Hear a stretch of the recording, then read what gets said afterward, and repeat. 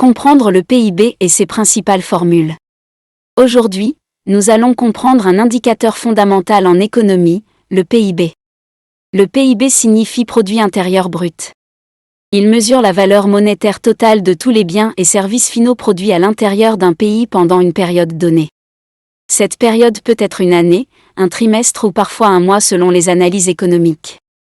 Autrement dit, le PIB permet de répondre à une question simple. Quelle richesse le pays a-t-il produite sur son territoire pendant une période donnée? Avant d'y arriver, nous vous invitons à mettre une pause à cette vidéo, à cliquer sur le pouce bleu, vous abonner et activer la cloche de notification pour ne rien rater de nos prochaines vidéos. Si vous êtes intéressé par plus d'apprentissage, veuillez cliquer sur le lien en description de cette vidéo pour vous inscrire à la prochaine session de notre formation en économétrie et techniques quantitatives. Il est important de préciser que le PIB concerne uniquement les biens et services finaux. Cela signifie que l'on ne compte pas plusieurs fois les biens intermédiaires utilisés dans la production. Par exemple, si une boulangerie vend du pain, on ne doit pas additionner séparément la farine, l'eau, l'électricité et le pain final si ces éléments sont déjà intégrés dans la valeur du pain vendu. Cela permet d'éviter le double comptage. La formule la plus connue du PIB est la formule par l'approche des dépenses. Elle s'écrit PIB égale C plus I plus G plus X moins M. Dans cette formule, C représente la consommation des ménages. Il s'agit des dépenses réalisées par les ménages pour acheter des biens et services, alimentation, vêtements, logement, transport, santé, loisirs et autres dépenses de consommation. Il représente l'investissement. Il correspond aux dépenses des entreprises pour acheter des machines, des équipements, construire des bâtiments, augmenter leur capacité de production ou accumuler du capital. G représente les dépenses publiques. Ce sont les dépenses réalisées par l'État et les administrations publiques pour fournir des services, financer les infrastructures, payer les salaires publics ou assurer certaines missions collectives. X représente les exportations.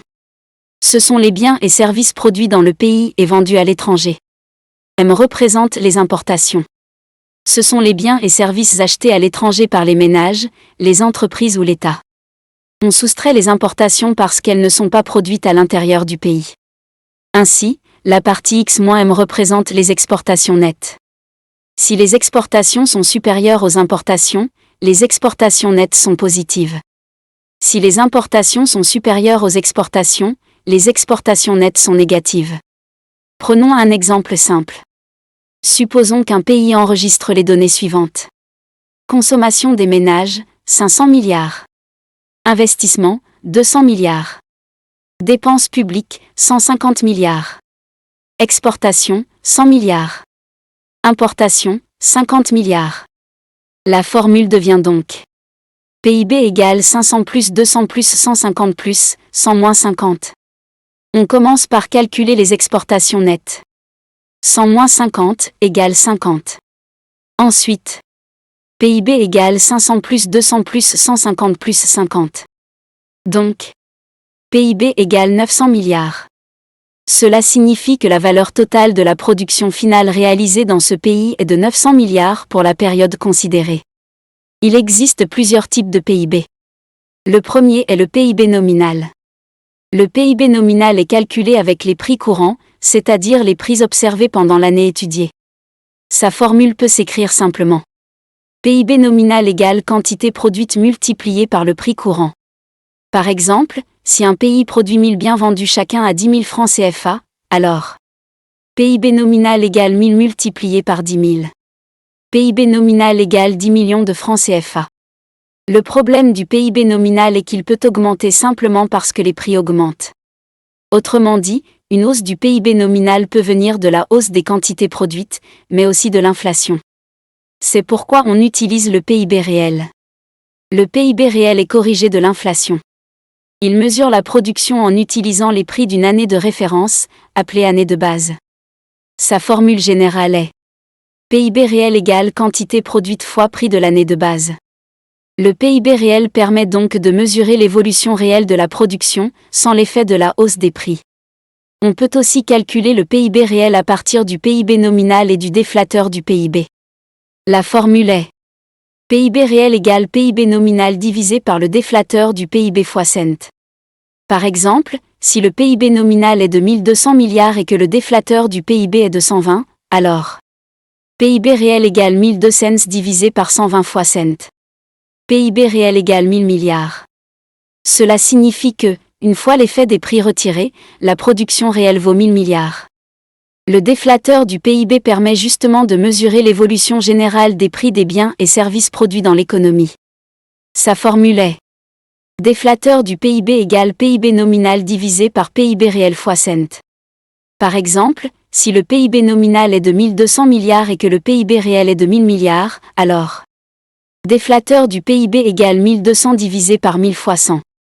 Déflateur du PIB égale 120. Cela signifie que les prix ont augmenté de 20% par rapport à l'année de base.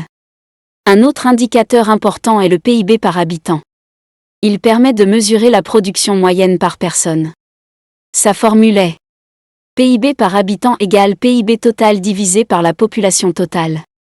Par exemple, si un pays a un PIB de 900 milliards et une population de 30 millions d'habitants, alors PIB par habitant égale 900 milliards divisé par 30 millions. PIB par habitant égale 30 000. Cela signifie qu'en moyenne, la production économique par habitant est de 30 000 unités monétaires. Attention cependant. Le PIB par habitant est une moyenne. Il ne montre pas comment la richesse est réellement répartie entre les individus. Un pays peut avoir un PIB par habitant élevé, mais de fortes inégalités de revenus. On peut aussi calculer le taux de croissance du PIB. Le taux de croissance du PIB mesure l'évolution du PIB d'une période à une autre. La formule est taux de croissance du PIB égale PIB de l'année T- PIB de l'année T-1 divisé par PIB de l'année T-1 fois 100. Par exemple, si le PIB d'un pays passe de 900 milliards à 990 milliards, alors taux de croissance égale 9 cents 90 moins 9 cents, divisé par 9 cents fois cents. Taux de croissance égale 90 divisé par 900 fois cents. Taux de croissance égale 10%. Cela signifie que l'économie a progressé de 10% entre les deux périodes. Si le taux de croissance est positif, l'économie produit plus qu'avant.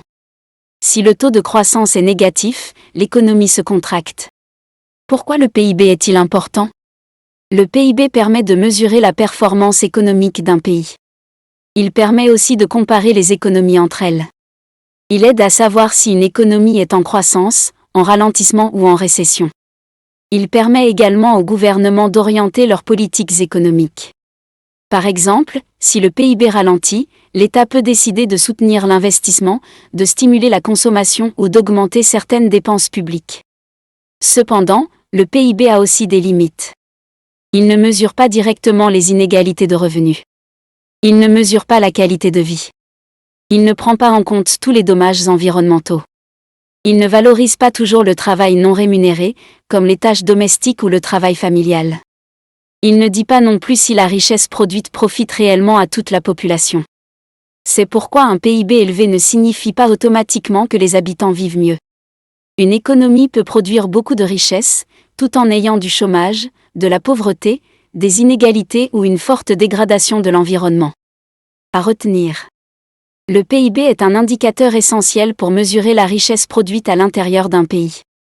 La formule principale est PIB égale C plus I plus G plus X moins M. Le PIB nominal est calculé au prix courant. Le PIB réel est corrigé de l'inflation. Le PIB par habitant mesure la production moyenne par personne. Le taux de croissance du PIB permet de mesurer l'évolution de l'activité économique.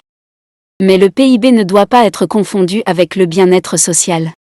Pour mieux comprendre la réalité économique d'un pays, il faut compléter le PIB avec d'autres indicateurs, comme les inégalités, l'emploi, la santé, l'éducation, la pauvreté, l'environnement et la qualité de vie. Merci d'avoir suivi cette explication.